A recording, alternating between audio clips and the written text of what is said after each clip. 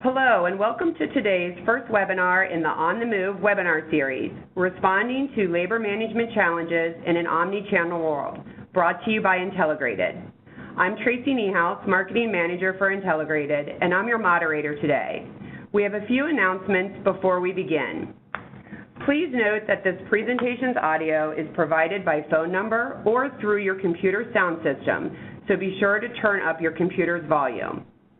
You may ask an online question at any time throughout today's presentation by clicking on the question mark icon located in the floating toolbar at the edge of your screen. Simply type your question in the text area and hit send. Please keep the send to default set as all panelists. Today's webinar also includes polling questions. Please feel free to answer those questions when they appear on your screen. If you'd like to revisit key sections of today's webinar, it will be available on demand at intelligrated.com/webinar-series approximately 24 hours after this live event. You'll also receive an email in a couple of days with a link to the recorded event. Now on to our presentation, Responding to Labor Management Challenges in an Omnichannel World. Discussing today's topic will be Jason Franklin, Product Manager, Labor and Business Intelligence for Intelligrated Software. The webinar will now begin. Thank you. Hey, thanks, Tracy. This is Jason Franklin. As Tracy said, I've been involved in labor management for a number of years. I've implemented software products, I've designed labor management systems, and I've also created standards. So I've done the full life cycle for labor management, and hopefully today we're going to give you some information that is going to help you maybe choose the right LMS if you don't have one, get better usage out of your LMS, and really address some of the changing challenges that we're running into and we're finding into this market. So I'm going to start off by talking about what we're going to cover today. So first off, we're going to look at some challenges. What are the labor challenges that we're facing today? And I've split it up into two different parts. We're going to first talk about what are the traditional labor challenges that we run into and how they're evolving. And then we're going to talk about the omnichannel labor challenges. So what does the omnichannel methodology or phenomenon, how is that changing what we're running into in warehouses, and how is it impacting our labor force, and how can we use the tools and the information that a labor management system brings to help mitigate some of those risks. Then we're going to talk about engagement. We're going to talk about how LMS can drive an employee engagement and why that's important and how that feeds into productivity, retaining employees, and really defining a workplace that really keeps your talent in-house and allows you to make them more productive and in some ways we'll call it happier. I know happier is a very nebulous term, but we'll talk about how this engagement drives some employee satisfaction. Then we're going to move into incentives and what are the different incentives that we can use to change behaviors and how those incentives don't have to always be monetary. They can drive engagement, they can drive productivity, they can by driving recognition and letting people understand that they're important to our company. And then finally, we're going to talk about how we can analyze this information and adapt through the tools that LMS provides, and we'll be talking about throughout the discussion. Okay? So now, jumping into it, I think first it makes sense to let's take a review over what omnichannel is and how it's evolved from our traditional methods, right? So initially, omnichannel retailing is this concept that a customer can shop or purchase through any channel and get this seamless shopping experience, whether they're they're ordering online, whether they're ordering through a catalog or in a store, and have the same experience by having it delivered through multiple delivery options, or again placing their order through the models. Now, as this graphic shows, this has changed quite a bit from what we were used to. Traditionally, we were looking at stores where we were looking at store-based distribution, right? People were picking and packing pallets, large shrink wrap things, multis, and then sending them to a brick and mortar store where they were put out, deconsolidated, and people can purchase and buy it. With the e-commerce change, people now are shopping more online and not necessarily having the only avenue as that traditional store. The e-commerce change has brought in some labor challenges, right? We've got a smaller order type. We've got different picking processes that we need to fulfill e-commerce. And sometimes our warehouses just really weren't tuned to this each picking that e-commerce requires.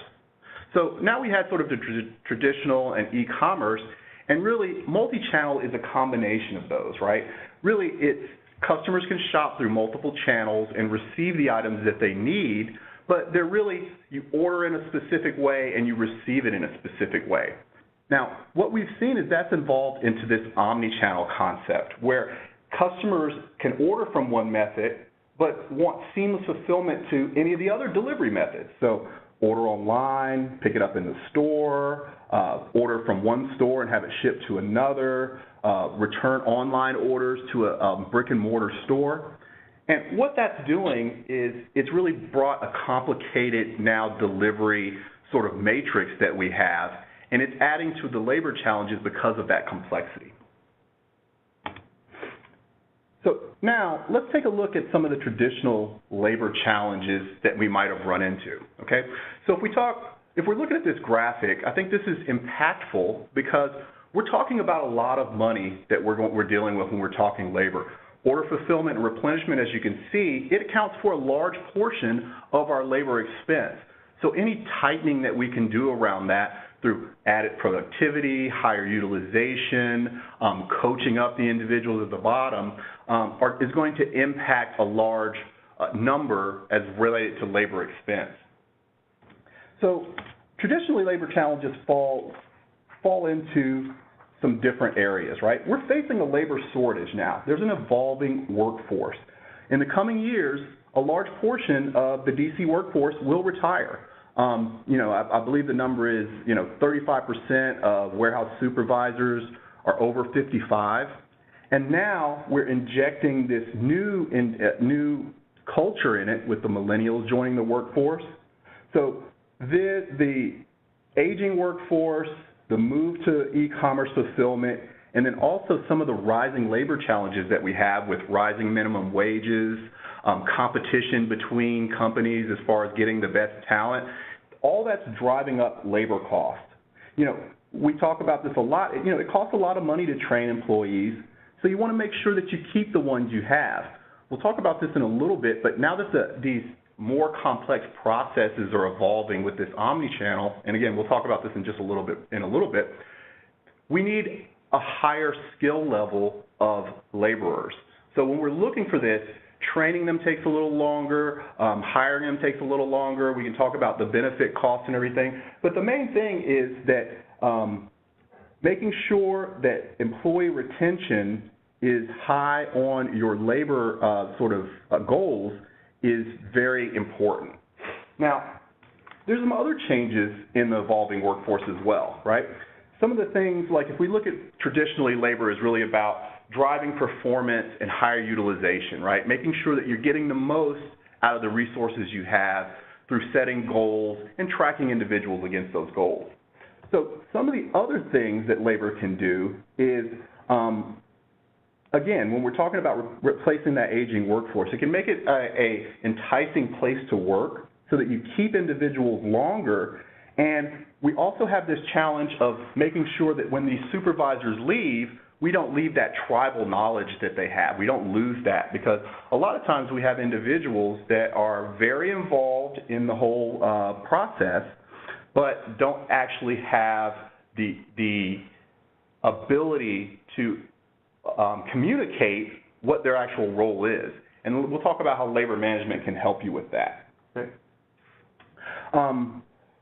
And in just a second, we'll also move forward. And I actually missed my cue, but there's some polling questions on the side. So if you want to look at those polling questions and give us an answer, that'll help us in understanding what you guys sort of make up of the individuals looking at this presentation today. Okay, so it seems like we've got a lot of 42% are new to labor management, so we'll make sure to try to keep it at a high level so that everyone can get something out of this particular presentation. So again, traditional labor challenges, making sure we're driving performance and utilization, making sure we're keeping the individuals. And the third thing I'll talk about this evolving workforce is this multi-generational workforce culture that we're now experiencing. We're seeing from a lot of our customers that now the millennial group is starting to become part of this, and they have different expectations of what a labor, sort of like a warehouse labor job is. It's not as enticing as it was to maybe generations past.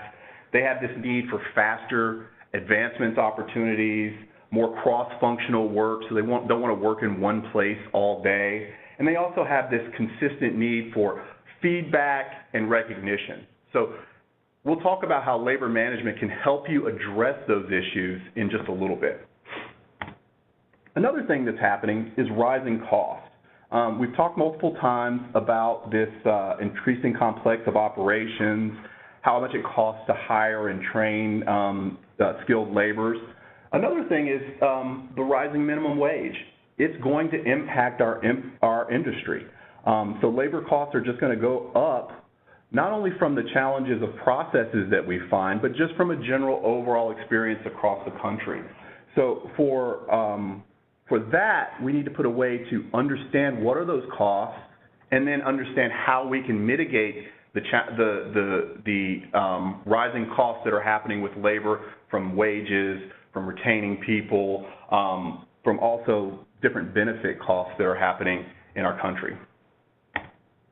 And then finally, making yourself an attractive employer. One of the things that we saw out in the field is we were talking to a 3PL, and they were having a large challenge. They've been running for many years. They've got this, as I mentioned, tribal knowledge. They've got individuals that understand the process and how the process should flow for them.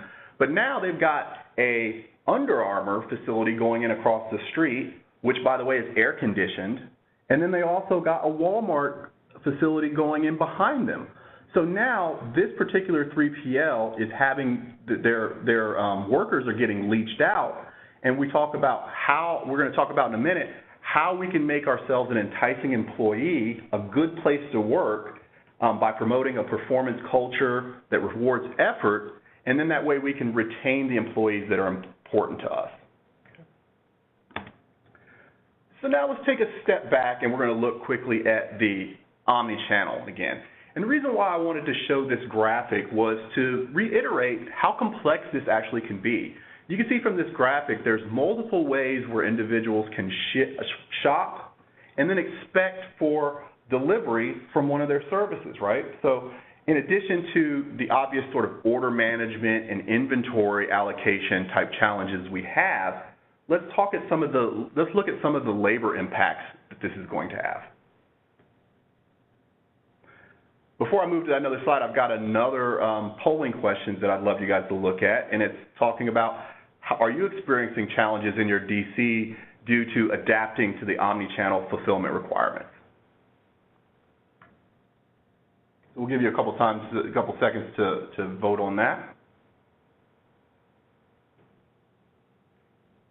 All right, while you guys are voting, I'm going to go ahead and move forward. So when we talk about omni-channel labor challenge, it really breaks down to two main items: speed and,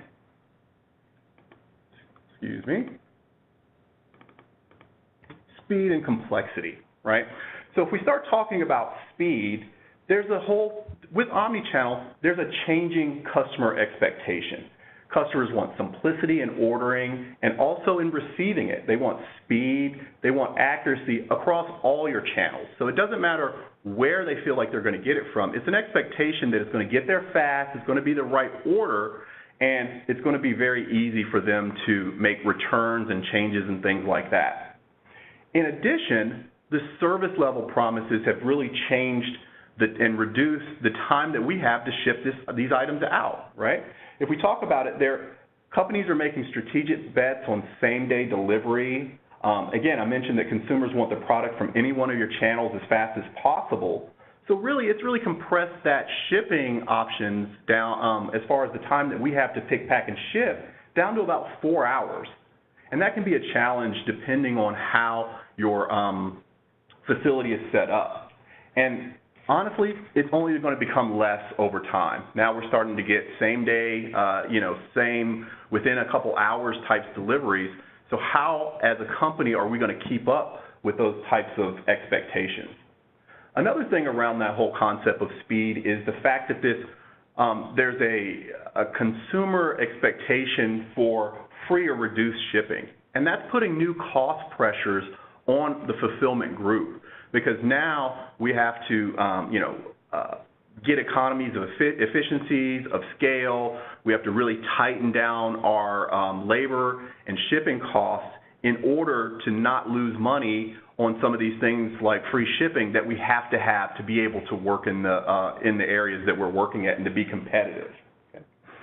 Now, when we talk about complexity, when we move over to that, now we've got, if we think about it and we look back and we think back at that slide before, we've got all these different channels that we have to deliver information through, right? Deliver product through. And then in addition to that, there's different priority mixes.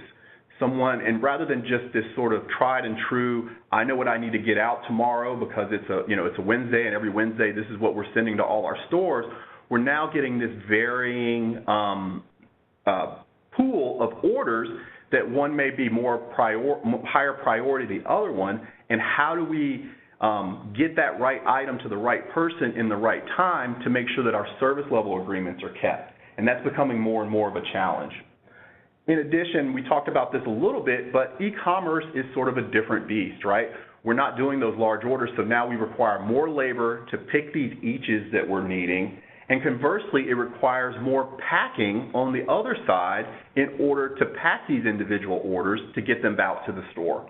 And that could be mixed with traditional store deliveries, maybe inventory moves, maybe some, send things to cross-dock so we can get it to other areas of the country. All this is now just adding up to a very complex type of supply chain that we have to address. And I'll talk about in a minute how we can address the labor challenges with a labor management system. And one other thing that we're seeing in the marketplace is this concept that stores are now starting to evolve to use some warehouse practices. It started off that really we were using parcel carriers to send items either to the store or potentially from the store if we were shipping from the store. And that's really starting to change to where now we're having to do basically a pick, pack, and ship operation in order to get these customer store pickups within the hour or two that we're giving as a service level agreement to give us that advantage over our competitors. So how best can we start utilizing these to get the efficiencies of warehouses into stores? And we'll talk about that in just a little bit.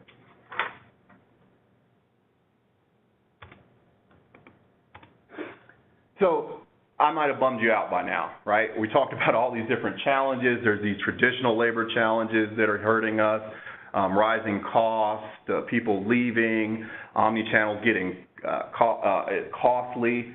But let me assure you that it's going to be all right. We've seen these problems before. We've addressed these problems with different companies, and we know that we have a solution to them. It's just about picking the right tools and applying the tools in the right manner. As I mentioned, LMS can help, right? If we talk about traditional LMS sort of benefits, I'm just going to cover them very quickly and then talk about some of the things that maybe you're not thinking about on how LMS can help, right? So labor management, if we step back, it's really about setting goals. I know it should take you 2 minutes to pick this particular item, and then tracking individuals against those goals, and then using the reporting that it provides to help us make decisions, right? And LMS is really about improving operational performance, right? So if you have a labor-intensive operation, which probably most of us do with distribution and whatnot, it's all about getting the most out of your current resources, right? But it also serves both strategic and tactical objectives.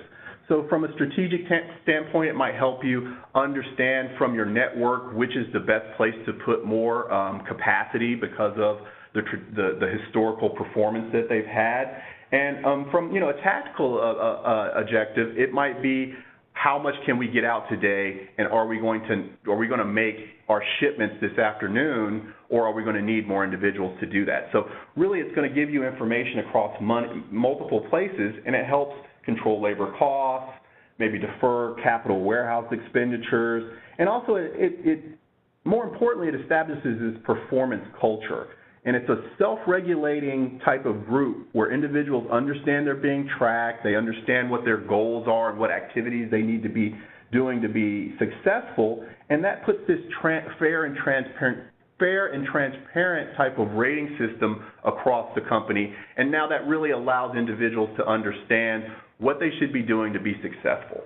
So let's talk about some of the things that this addresses. So from a people standpoint, LMS provides tools that helps you manage the business, but also it helps you foster communication and also continuous improvement by giving you a base to articulate your shared goals and objectives, right? So we know that we have to get this much out per day, right? And these are the activities that I need you to do in order to help us all be successful, right? So it really gives them clearly defined standards and expectations at all levels of the company, right? So everyone knows that we're working towards this shared goal, and that can be very, very powerful, right? Because from one standpoint, obviously, it gives individuals or resources that are working, it gives them some comfortability in what they need to do to be successful, but it also, from a leadership standpoint, it allows them to know that they're all working towards the same goal, and it builds this team atmosphere where we're going to do it, and we're going to do it well, and we're going to perform. It also it also reduces nepotism or perceived nepotism in your areas, right? Because we're all being tracked by a fair rating, what we all were involved in creating and all see as a fair rating, it stops this idea that maybe this person's getting the good work because they're friends or something like that. But it really does, again, all this sort of culture that leads to accountability helps us become a better team and helps us work all as a team to go towards our shared goals, right? So now, processes, right? So because of the data that we're collecting, the reporting and the feedback of performance, productivity, time utilization, operating costs, all types of KPIs, it allows us to uncover process deficiencies or other improvement options. I'll take a quick second to talk about a story. I was working a project with a company, Gold Kiss, that does chicken farming and creating different things, and we were watching this process where they were cracking eggs into this big bin. Apparently, this very specialized tool that has to crack eggs, so it was actually cheaper for them to just have people manually crack eggs into this big bin that then got turned into some goods. So we're reviewing some of the performance standards, and I see that there's 95% performance, 105% performance, right in the ranges that we're looking for. And then there was one person with 228% performance. And I was talking to the group, and I said, hey, you guys might have a data collection error. There's a guy with double, triple the performance of everyone else. And they were like, no, listen, that's FONG. We've got to go see FONG. So they took me out on the floor, and as I'm walking by, I'm seeing different stations, and I'm seeing people reach with one hand, grab an egg, reach with the other hand, grab a egg, and they're sort of doing these processes. And then we get to this end, and there's FONG. And FONG is grabbing 4 eggs at a time, double the eggs of everyone else, cracking them, dropping them in, and then doing it like a machine. He's just going so fast, it's amazing. So we were just really amazed at the efficiency that this person said, and they were like, hey, listen, we understand that no one can go as fast as FONG, but we did see that other individuals should be reaching with 2 hands rather than 1 hand because of this technique that FONG came up with. So what I'm trying to say here is not only can LMS help you uncover items that maybe need improvement, it also allows you to see things that are very much a process improvement and lets you identify them quickly and then allows you to roll them out to the other ones. So now we're able to see what works best, the LMS highlights it, and now we can share that technique out to the rest of the individuals. So it's really a great tool for process improvement and understanding. Another key around processes is this concept of predictability, right? When we have these types of controls, the labor controls, and we can understand how long it should take, we understand current performance of individuals, of operations, of departments, we now can become very predictable because we know what we can produce, what we can get done. We also understand our costs per unit, our units per hour and everything. So now we can, as an organization, from a labor standpoint, we can predict with a lot more accuracy what it's going to cost, what we can produce, when we're going to get done, and that just allows us to be more useful, I'll say, and more beneficial to the overall company when we talk about labor management leadership. Decision making is another huge piece that LMS can help in you, right? So I'm gathering all this information from my LMS, so I know at the individual level how people perform, I know how they utilize their time, I know what it takes for when I say I need to get an order out the door, I know all the activities that it takes to get that order out the door. I can now use that information for staff planning. So now, rather than giving an estimate of, hey, there's some work coming in and I think I need 20 people to process that, I can use my LMS data and staff planning that LMS provides, that Intelligrated LMS provides, to say I need 18 people working at this to complete it in the time, and then I also can review my process as I consume that work. So now I can understand when there's going to be, maybe we're not working at the efficiency that I thought we were, so I'll get an advance notice that, hey, in an hour or two, we're not going to be able to make that service level unless we add another labor resource into this. So now I'm starting to not only be predictable from a macro level, from a micro level, I'm starting to understand exactly when are the tipping points that I need to make activity in order to keep our processes rolling the way we like to.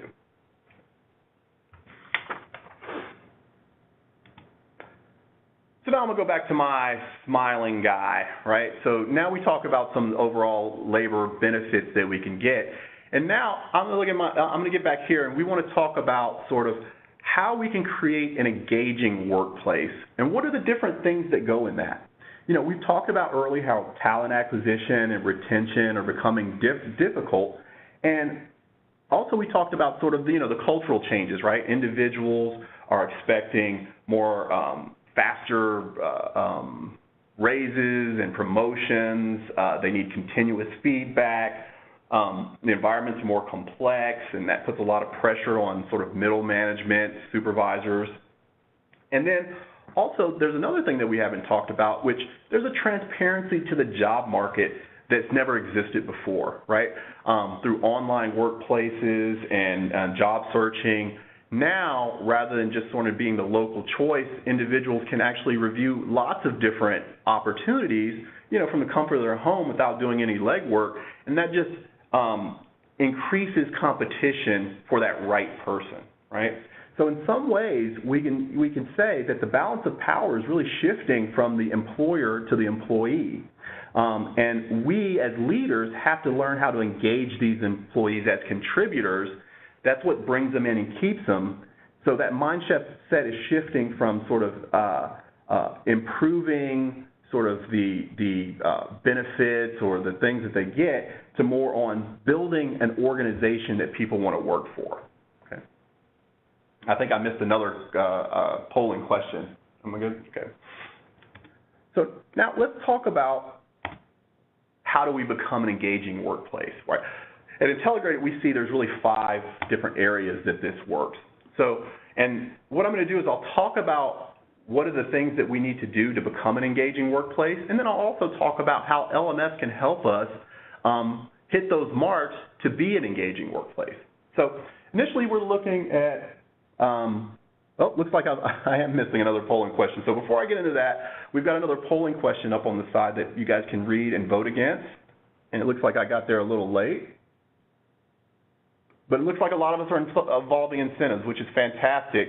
Incentives are a great way to pull people up to the next level of performance. And then also, one of the things I'll talk about in some of the next coming slides is those incentives don't always have to be monetary. We can look at different ways that we can incent the behaviors we're looking for. But returning to this topic, how do we become an engaging workplace? One is by providing meaningful work to these individuals. So we've talked about how they should have a clear understanding of what they should be doing, and then autonomy to actually do those items, right? So if they've got clear and transparent goals, we can let them loose because we know they're being tracked by our labor management system. We know we're going to get a check-in on how they're doing and how they're producing. So that allows us to be a little more autonomous, grant them a little more autonomy in their work function.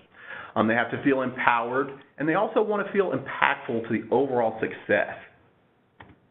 So labor management helps you do that. When we talk about clear understanding of goals and meaningful work, we know with the labor management system that we're giving them achievable work assignments. We already understand how long that work should take and how much they can complete in a day. So we're not giving them more work than they should be able to complete in that time, and that allows them to get a focus on the work that they're doing and not worried about are they going to get finished. And then it also, through our reporting of labor management, it helps us understand, do we have the right person for that particular role? Sometimes a person that is fantastic in one area suffers in another. LMS gives you the information to understand where those are areas that a person shines and how we can take advantage of their particular skills to make sure that the overall company is getting benefit. And then finally, with those, when we have those clear goals, that helps the individuals understand how they're impacting the overall company's success, which allows them to get some skin in the game, if you will, and really feel like they're causing the company to be great. Another item we think is very important is engage management. So, you can see we're really harping on these transparent goals. Letting individuals understand what they need to do to be successful is very important. Another important engage management is they got to be dedicated to a continuous improvement, and part of that is through coaching and mentoring, which is the activity of understanding who needs help, who's doing well, helping them in the areas that they're deficient in, bringing up their performance, and therefore bringing up the overall performance of the facility. So how do we show that we're engaged from a management standpoint? It's an investment in a performance management system. Defining the labor standards, the software around that shows that that as a leadership, we're working towards making you successful. Performance updates help them understand how the individual, the resources are getting better and how they're performing and how their activities are impacting their overall performance. And it also gives management a way to understand and engage those individuals that need help. And then finally, the focused coaching and mentoring is very, very, very important. Our labor management system allows you to identify individuals, track individuals through multiple levels of coaching. So maybe they get a verbal warning and then a written warning and then a performance. But really what that allows you to do is it frees up that management to work on the individuals that actually need help. I'll take a quick aside. One of the things that I think, from working these programs, everyone's always looking for, hey, I got this guy, he was at, 90%, and we got him up to 94% with some coaching. While that's fantastic, that's a great story to say. What you're really looking for is that individual that is at 50%, that you coach a couple hours, and then they're up at 75%. Because if you think about a 50% to 75% change, basically for 2 hours of coaching, you've added another half individual to your area, right? And that's a great return investment. I put in a couple hours, and now I've got a whole another half person, albeit working at 50% for you math guys out there, but a whole another half person we've added to that particular area, and now we can get that throughput increase, that performance benefit. Other thing we want to look at is making sure that leadership is seen as trustworthy, right? So trust in leadership is a huge component of making sure you're in an engaging workplace, right? And the way LMS helps you with that is making sure that your leaders are visible. and interacting with the individuals. And the way we address that is by having mobile information. This actionable information that LMS is producing is available on a mobile platform. So now they don't have to be in the back room understanding. They can actually be checking on statistics, how are we performing, how much have we completed. They can be looking at that out on the floor while engaging with the individuals and seeing any kind of challenges that they're running into that they can then help mitigate.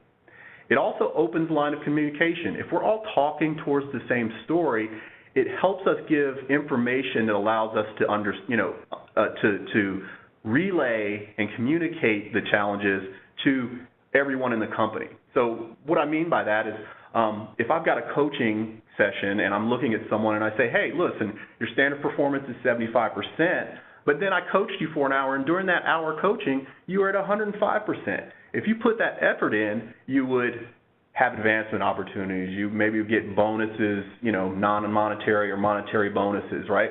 So really it gives you a baseline that communication can be had so that everyone's talking to the same story. And then finally, along those same lines, your resources see that these decisions are based on facts, right? Here is the individual performance, here's the operation performance, here's our throughput, here's our challenges. All that is fact-based information that we all can get together and trust on.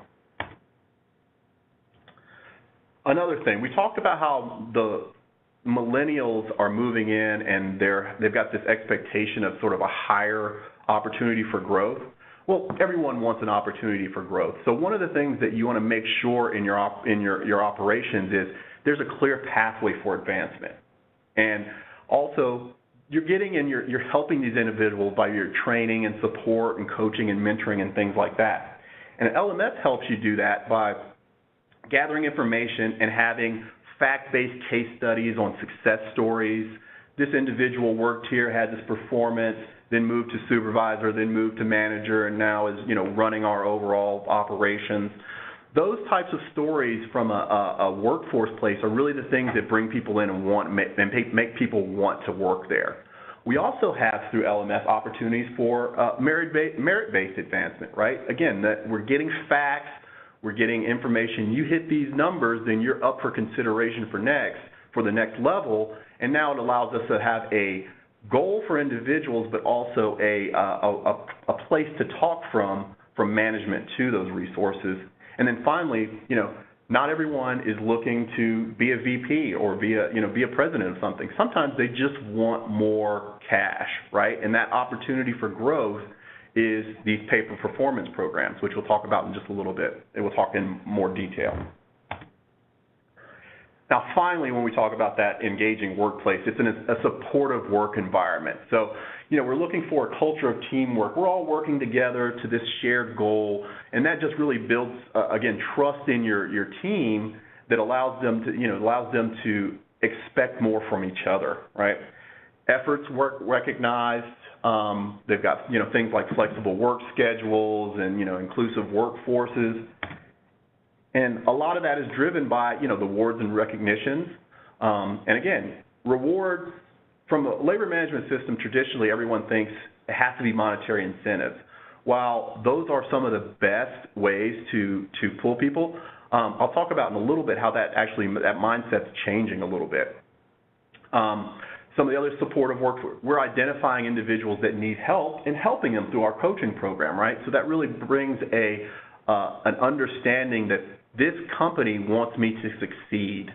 And then we talk about that performance-based culture, something that we're looking at performing the best we can, putting the most effort we can each day, not necessarily just trying to get this shipment out, but getting as much as we can. And that performance culture, as it gets pervasive through your organization, it really drives a lot of the things that we've been talking about through accountability and really wanting to succeed for this overall company. So now let's move into incentivizing, recognizing, and rewarding. So I want to talk about some different ways that we can incent behaviors that we're looking for. Maybe those incentives are not monetary all the time, but let's first, we talk about incentive pay and gain sharing, right?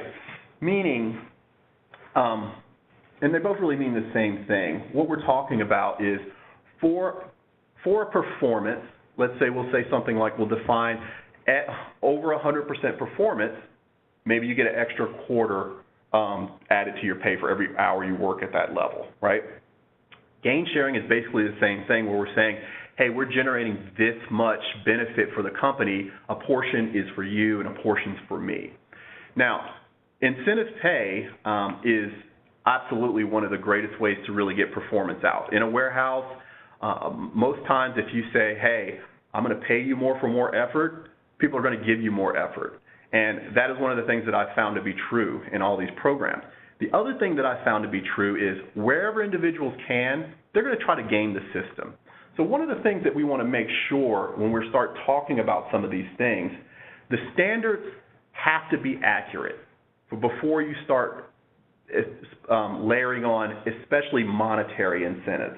And what I mean by accurate is you're usually looking for maybe a 3 to 5% variance over a week. So if we looked at all the activities each week and an individual was doing sort of the same effort, we're looking for about a 3% variance so that we can make sure that we're not paying more than the benefit that we're getting, right? Another thing to think about this, and sort of a side thing, is when we're defining standards, one of the pitfalls that people fall into, and I want to make sure that your company doesn't fall into that, is over-engineering the standards, trying to put every single thing on a standard. There's some really high-value items, cases picked, units shipped. There's some real, eaches items. There's some real huge sort of areas that you're going to get the most benefit from. And it's really important to take the 80-20 rule where you're looking at it. So there might be 20% of items that you don't need to put a standard around, and that's all right. Even though the standards have to be accurate, you really also have to make sure you don't go too far and make sure that you're actually tracking people on the metrics that matter. Another thing is when we talk about pay calculations, they have to be inclusive of the other things that are important in your facility. In general, we would say, it was tied to productivity, right? So if you perform at this level, then you should get this amount of pay. Well, that's not going to work because, as I mentioned, people are going to try to game the system. If you say, hey, throughput or productivity is the only thing that we're tracking, you're going to start having some accuracy issues or potentially some safety or quality issues. So when you create the pay calculations, you have to make sure that your incentive system can allow you to layer on other items like safety, like utilization, potentially quality, service. All those have to be balanced out in that performance rating before you can start paying on it and be confident that you're getting the behaviors you're looking for. Now we can talk about some hourly program examples. The most straightforward would be that incentive pay. You get paid this much per hour and you get this much benefit when you work over what we expect. But that doesn't have to be the only way that you can reward any people. We can do those productivity, we can do quality awards. Individuals with the greatest quality get involved into a pizza party or a drawing, awards for the highest achiever or most improved, attendance awards. The special parking space, badges we've seen. A lot of these things can be used in concert with incentives, but then it allows the individuals to get in on that recognition and those rewards without having to necessarily pay them a bonus, and that could be because of their role or because of you don't have a good way to track what they're doing. And then some of the executive examples, our labor management system allows you to find different bonuses for all levels of the company. So maybe supervisors or managers, we consolidate the performance of the individuals underneath them and give them an overall manager performance that then we can define as manager of the month. We can have bonus defined. So, hey, if the entire facility gets up over 110%, you also as a manager or a supervisor gets a bonus. So again, I think that the key that I wanted to pull out here was there's lots of different ways that LMS can be used to reward individuals, and using them and tailoring them to your specific area is very important. One of the things that we're seeing, I know I've been talking a lot about sort of the changing culture in this millennial. One of the things we're seeing, and we've talked to a couple of different, well, actually 3 or 4 of our different customers that gave us some interesting things. They're finding that some of the younger millennial individuals are not really clamoring for monetary incentives. They actually want, some of our customers are moving to a program where performance feeds into a time off type of program. Whereas if you get a certain amount of performance, then you get an hour of time off that then you can accrue and use at some point. So another key factor to this is not only make sure that you're incenting the right behaviors, but make sure that you're using the right incentives and rewards to get to your particular workforce. So now we're going to talk about some overall sort of make sure that we understand how do you succeed with labor management. And I've got this sign up, what are your goals? And the key thing is to have a plan, right? Understand exactly what you've got. Make sure you're choosing the right partner that understands your environment, your industry, has done this, and knows how to develop, your standards correctly, knows how to make sure that change management is addressed. One of the misconceptions about labor management is this just technology type of, it's a software implementation. Well, it's more than that. There's a cultural change that you have to be aware of. You're going to have people fight being tracked. You're going to have people challenge how you define the standards. Change management is a key, and your partner should understand that to make sure that you really get the benefit that these labor management systems can provide.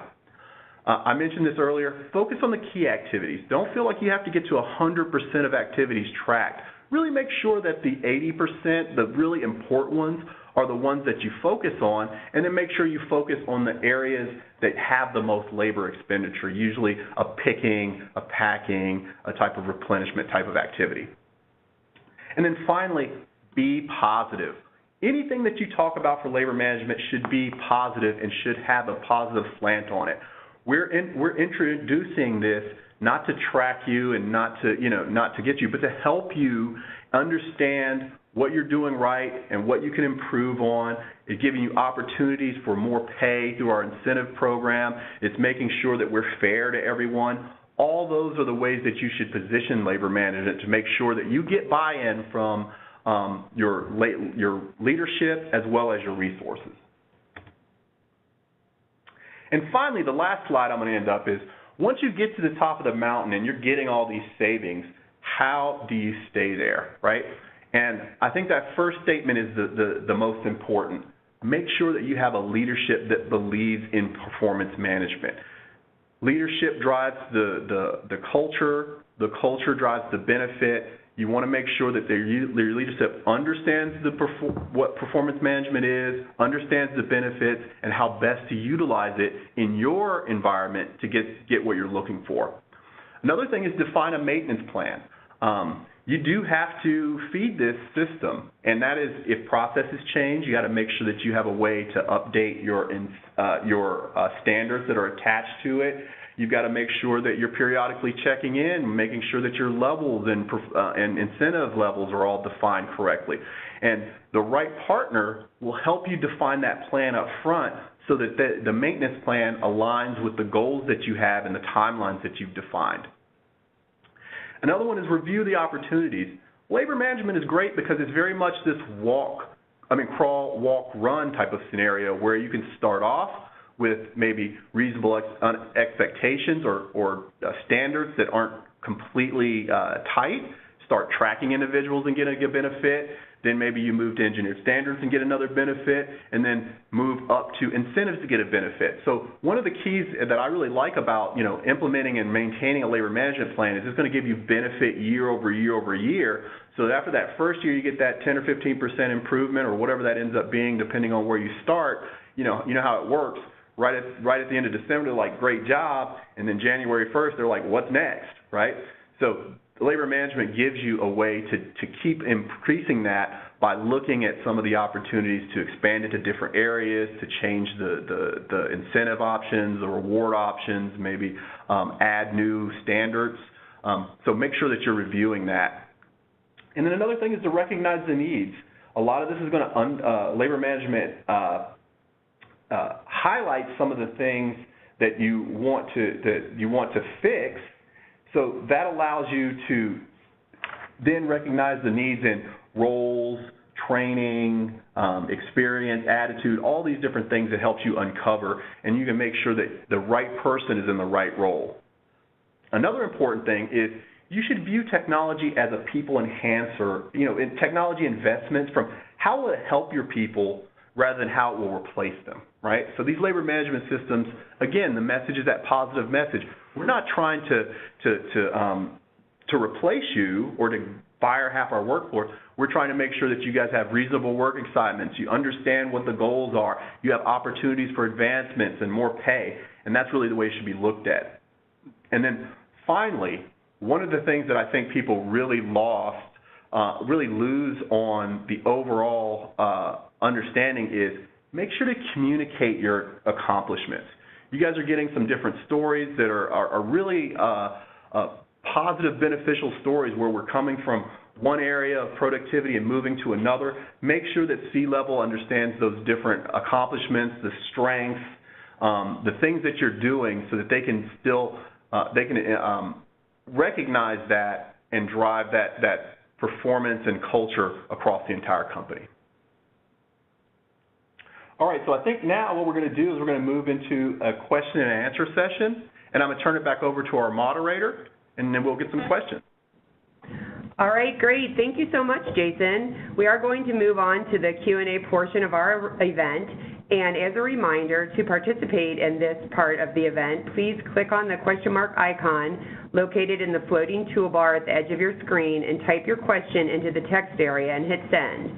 Please keep the send to default set to all panelists. And we do have quite a few questions coming in. Jason, our first question is, how are humans tracked through their processes/tasks? So what's going on is humans are tracked through some of the methods that they use to capture the information. So in a traditional warehouse, that might be a RF gun where they're getting directed activities, and when they scan or when they enter information into the actual RF gun, those activities are tracked usually by a WMS or ERP, and labor management pulls those activities out and then assigns performances to them because it looks and it says, hey, you picked these 3 things, it should have taken you 3 minutes, you actually took 6 minutes, you're at 50% performance. So on a very high level, that's what it's doing. The activities are tracked by a warehouse management system or ERP, and then labor management extracts those and attaches performances to those activities and then rolls them up to different levels for performance reporting. Okay, great. Thank you. Next question is, what is a general time frame for ROI for a labor management project? Good question. So it really depends. It varies on how many people you have, direct labor resources you have in your environment. Really, you're looking at, anywhere from, 40 people up to 300 people or 500 people, depending on the size of your operation. You're going to get a benefit, and depending on the number, that benefit's going to go, it's going to be faster or a little longer. But generally, we're looking at about a 9-month payback, and then everything after that is benefit for operations that are over maybe 100 people, and then for that 50 to 100, you're looking at maybe a little over a year, again, depending on exact number of resources that you have. Okay, thank you. Next question is, what does a maintenance program for LMS entail? Yeah, so a maintenance program, so when you look at a maintenance program, there are a couple different sort of items that you want to make sure you look at. One, you have to make sure that you're tracking processes correctly, and any process changes, you should re-examine how the standards are set. So generally, the program owner for a labor management program is some sort of industrial engineer that can understand it. And what happens is when your partner comes in, they're going to help define the standards, but they're also going to show you how to maintain them. And really, the maintenance is about looking at your overall productivity, seeing any outliers, making sure that those standards are defined correctly, and then also making sure you're reviewing your policies. So, am I paying the right amount of money? Am I losing money on this particular or the benefit that we're giving? Are we paying out more than the benefit we're receiving? And then it's also, again, about opportunities for process improvement. So looking around and, again, having LMS uncover these different areas that may have some sort of deficiency, addressing that process, and then re-upping the standard to make sure that they're aligned. Okay, thanks. I think we have time for just one more question. Let's see. I have a small satellite distribution center with about 25 resources. Does LMS make sense for that location? And it does. So even though there's a small amount, there's a lower labor. In some cases, and I'll address it with our labor management system, because of its distributed architecture, we could add that satellite location onto a larger facility. So you've got one facility, and then you've got this the smaller satellite facility.